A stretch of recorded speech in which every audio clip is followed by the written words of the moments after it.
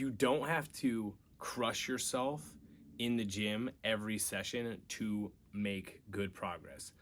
I would actually say that most people can get good progress if they do around 3 sessions a week and they appropriately challenge themselves and they're consistent for years.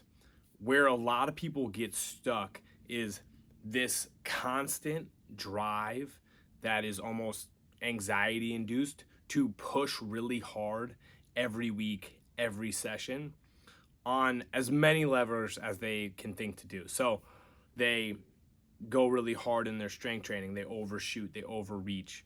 They also throw in extra cardio. They don't recover appropriately because they're trying to do more work than they're actually capable of. And they just constantly go through this vicious cycle of not actually making gains. You have to accept the reality of your situation and the support, the resources, and what you're actually given from like ability to train and recover. Some people are relatively gifted in that sense. Others, it takes a little bit more intentionality. I do think most people can get where they want to go if they are patient, persistent, and smart with the work that they're choosing to do. All we're really trying to do on a weekly basis and in general with training is disrupt homeostasis in a way that our body says, okay, this is a challenge that we need to adapt to. And what that essentially looks like is some form of a bandwidth between the minimal effective dose necessary to disrupt homeostasis and promote positive change, positive adaptation, and some form of maximum recoverable volume. It's hard to know these things exactly. That's why you have to train consistently for a long period of time. But most people, I think, they try to do too much, too soon, too often, and it affects their ability to recover. I've talked to multiple people who I would say are relatively good athletes who've made a lot of progress, and they're really strong, really good at the Olympic lifts.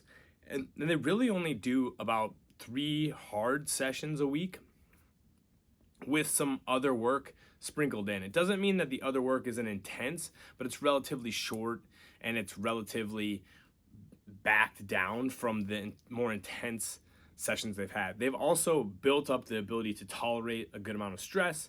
They recover from training. They also need more stress to adapt, whereas a lot of folks, they don't actually need as much as they think they do to make good progress.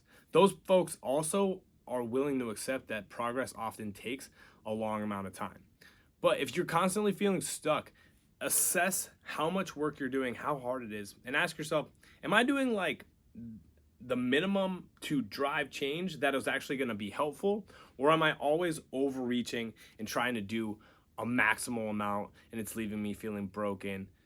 Because typically there's a sweet spot in the middle where we get past that minimal effective dose, but we don't get so close to that maximum recoverable volume that we can enjoy training, we have motivation, and we make progress over time. We meet ourselves where we're at continuously over time, and good things didn't happen.